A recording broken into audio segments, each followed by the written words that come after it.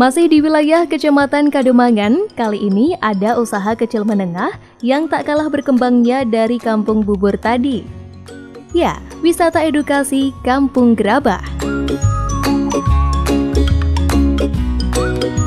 Anda yang sedang mencari berbagai hiasan rumah dari gerabah, langsung saja datang ke Kampung Gerabah yang berada di Dusun Precet, Desa Pelumpung Rejo, Kecamatan Kademangan ini.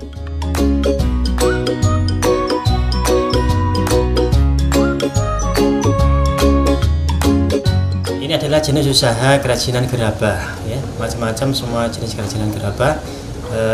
Ini didirikan oleh Bapak Sumadi, bapak saya, sejak tahun 1995. Kemudian saya teruskan sampai sekarang. Jenis produksinya apa saja? Untuk jenis produksinya itu macam-macam, mulai dari souvenir yang kecil-kecil, souvenir pernikahan, asbak, terus tempat pensil, sampai yang besar, guci-guci yang besar. Ya, bisa vas bunga, guci, meja kursi, pot, bak mandi, terus macam-macam.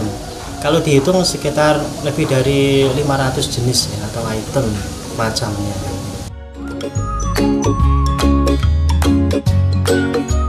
Menjadi pengrajin gerabah yang saat ini ditekuni Burhanuddin berawal dari usaha milik sang ayah. Dengan telaten dan sungguh-sungguh, ia bertekad untuk meneruskan usaha milik ayahnya ini. Kerajinan gerabah hasil buatan tangan kreatifnya pun tak kalah bagus dari gerabah-gerabah di luaran sana.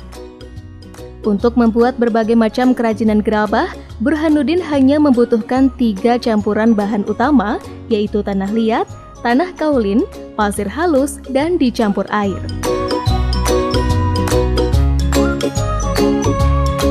Untuk bahan baku pembuatan kerajinan gerabah di sini kita menggunakan 3 campuran utama, yaitu tanah liat yang pertama, kemudian tanah kaulin.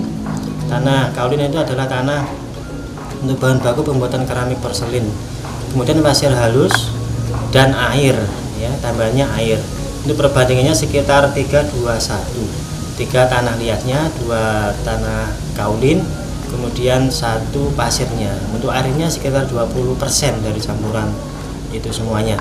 Kemudian untuk penghalusannya itu digiling dengan mesin giling selama 4 kali. Nah, setelah 4 kali ini langsung bisa dibuat macam-macam model gerabah.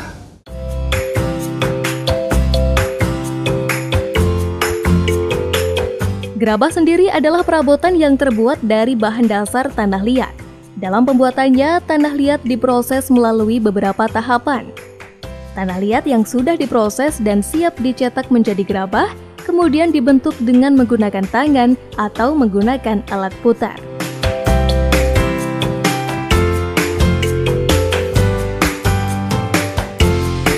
Bentuk gerabah yang akan dibuat disesuaikan dengan fungsinya. Ada gerabah yang digunakan untuk alat memasak, ada yang digunakan untuk menyimpan air minum seperti kendi, dan ada pula yang digunakan untuk hiasan seperti miniatur kura-kura ini.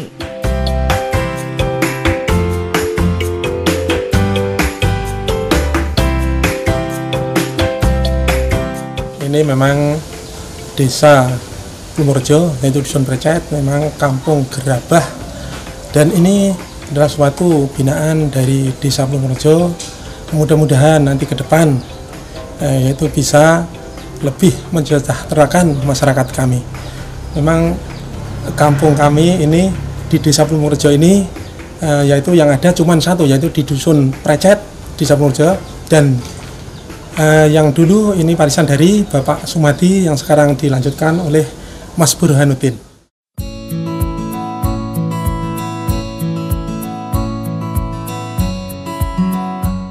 Dalam membuat benda yang terbuat dari bahan tanah liat, diperlukan teknik-teknik tertentu agar dalam prosesnya mudah dan efektif. Adapun teknik yang biasa digunakan oleh pengrajin gerabah antara lain teknik lempeng, teknik picat, teknik pilin, teknik putar, teknik cetak tekan, dan teknik tuang.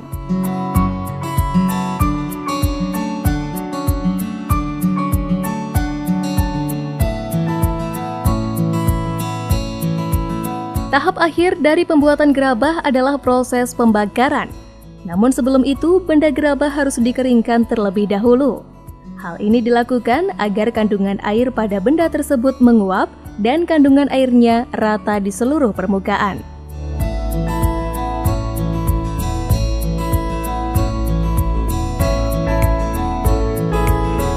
Nah, setelah itu proses selanjutnya yaitu setelah jadi barangnya, gerabahnya itu kemudian dikeringkan dulu di dalam rumah.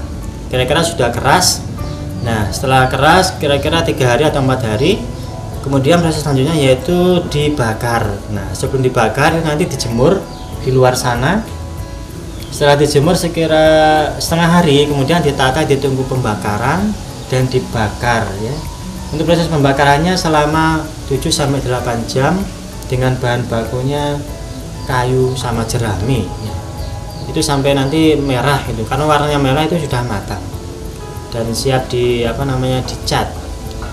Nah, proses selanjutnya yaitu setelah dibakar sudah matang, kemudian dicat seperti tadi, kemudian diwarna seperti ini, diberi motif, kemudian di finishing dan siap dipasarkan.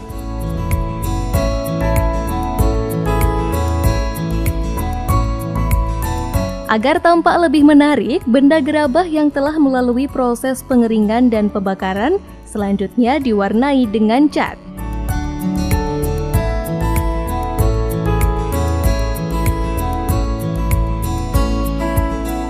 Dengan terampil dan penuh ketelatenan, Burhanuddin terlihat mahir dalam menghias benda gerabah.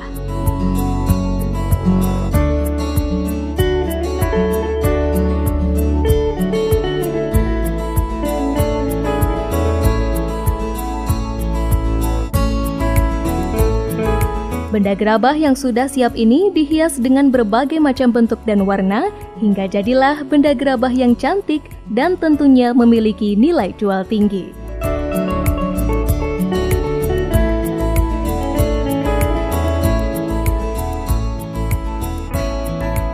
Ini dari luar kota banyak sekali, antaranya dari Kediri, Tulungagung, bahkan ada yang dari luar pulau semacam Bali, Kalimantan itu juga sering order ke kami. Nah, untuk harga dari produksi kami itu mulai yang kecil sampai yang besar berkisar antara ada yang 3.000, 5.000 sampai ada yang ratusan juga ada sampai 800. Untuk omset produksi kami ya dari penjualan dan produksi itu berkisar antara sekitar 10 sampai 20-an juta per bulannya.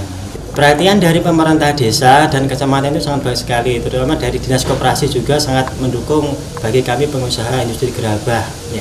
Mereka sering memberikan penyuluhan tentang kerajinan gerabah, juga mengadakan pameran-pameran, kita selalu diikutkan ya, diberikan informasi tentang pameran juga pemasaran. Ya, ini bisa terlihat dengan menurunnya angka kemiskinan dari 9 menjadi 9, atau turun menjadi 0,8% dari angka kemiskinan ini. Ini memang dari data statistik, bukan kami yang mendata, tapi pihak independen BPS menyampaikan bahwa itu sangat besar dipengaruhi oleh kemajuan usaha mikro. Ini yang membuat perekonomian kita semakin bagus.